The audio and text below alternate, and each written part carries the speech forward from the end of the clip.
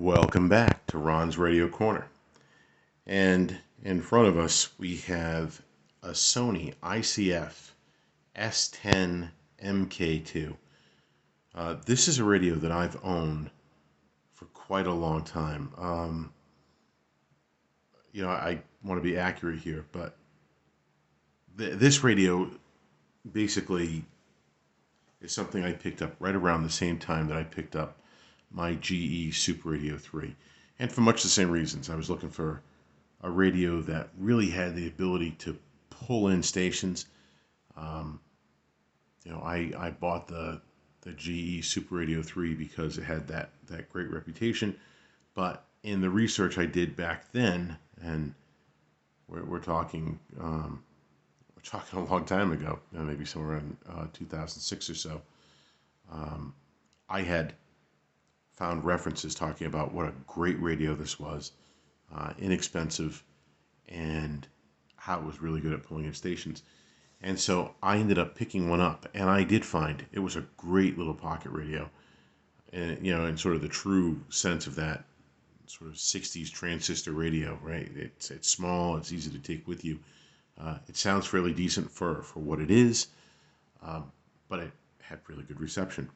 I like this radio so much that I ended up picking up several of these. I think I bought about 3 or 4 of these. I know that I had 2 of them at one point. I don't know where the other one's gone to. And unfortunately, I wish I had kept one sort of in a drawer, pristine. But they got used. This one's been a camping radio, and they would, be out in the yard and go to the beach. I bought one for a friend who was looking for a radio. I think I bought another one out there. They were inexpensive. There was a chain of stores in my area that seemed to carry everything. It's actually where I bought the GE Superadio III from as well. They seem to carry everything. Not a big store like a Walmart, almost like an overgrown hardware store. And these were like $10. For the performance, you couldn't beat it. And it was a Sony at a time where I had bought other radios for somewhere around the same price, and they were certainly nowhere near as good. You've seen one of them that I try to think of the name of it, but that 1960s Beach Boy style radio. I had one that I bought at Walmart, which I can't remember the name of that, but it was sort of their brand, like Dura brand or something like that. That was $5. It was never as good a radio as this Sony, not even close. So really modest price and a really good performing radio. Really simple to use. There's nothing fancy about this at all. It's, like I said, it's sort of what I think of as the typical transistor radio. It's got your volume knob, which is also your power knob. A little static there because I've been playing around. You got a headphone jack, which I can't tell you much about that because I hardly ever use the headphones. Simple AM/FM, a nice easy tuning wheel.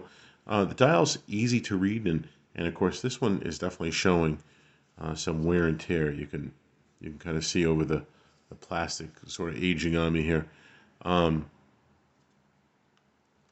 Always tough to do this stuff one-handed, but 2 AA batteries,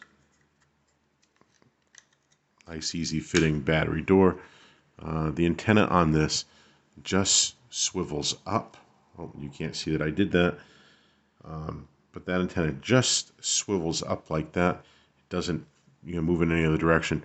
And geez, if I had to guess, I would imagine that's maybe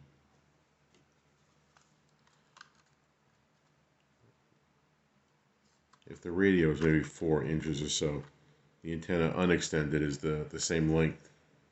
But I don't know if I can get that all in there, but give you a rough idea. It's a fairly decent length antenna. Unfortunately, I hesitate to put it on and do much of a band scan because I'm sure I will run into some sort of problem. But some music and something will complain. YouTube will complain. So let me bring it all the way down here.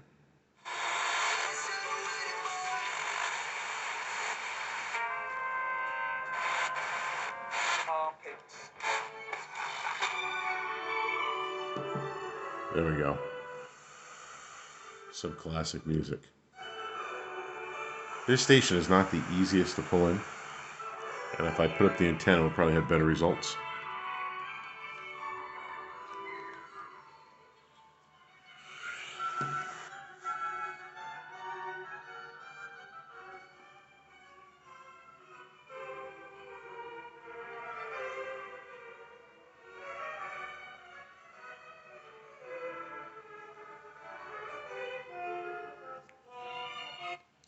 I mean, it's certainly not concert sound, but it's what you expect from a radio like this. One thing I've noticed as I've been playing around with this radio tonight, I'm not really one to use the antennas much, so I tend to not telescope the antenna unless I really need to. And what I've noticed is that this likes to tip if the antenna is all the way up. Uh, it's got a tune light on it that tells you when you've tuned in. It's always a nice feature. I mean, I suppose a power light is nice to have, but the tuning light's a pretty great thing. The antenna on it is a little loose. I don't know if I could tighten it up. There's a screw here at the pivot point, but it's kind of a shame. I know Sony still offers a pocket radio, and I've seen people review, I guess, what has replaced this. I wonder why it got replaced. I mean, you have to think in some sense, Sony had made this radio for a long enough period of time where, uh, you know, they were no longer paying, or they had long paid off the cost of some of the components, the stamping of the components, the molding of the plastic body. I suppose things like the chip, if they were no longer using that chip in enough quantity in other products, or had enough demand for it, that maybe you could see where they would stop making that chip. But rather a shame. I kind of wish if I could go back in time, I would go buy a few more of these things and and sock them away. I'm going to do another video right after this, so I won't go into it too much. But it's not a bad performing radio even today. I sat here with a few other radios and just played around with FM. Somewhere down the road, I'll have to do it again on AM. But I basically just ran through all the channels.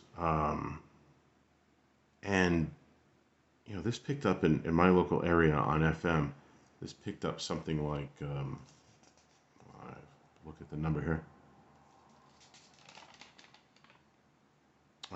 28 channels.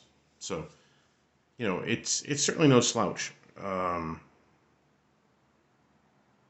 would say if you happen to ever see one of these at the right price, it works, and you want something a little vintagey, at this point kind of vintagey, but something that's a solid performer, analog, pick one up. Like I said, I really wish if I had known, I guess I would have picked up a few more of these and stuffed them in a drawer someplace, because at $10 I thought they were great radios, and of course now you just can't get them. But that's it. It's the Sony ICF S10MK2, sort of a no frills budget Sony radio that does everything it's supposed to. Thanks for watching.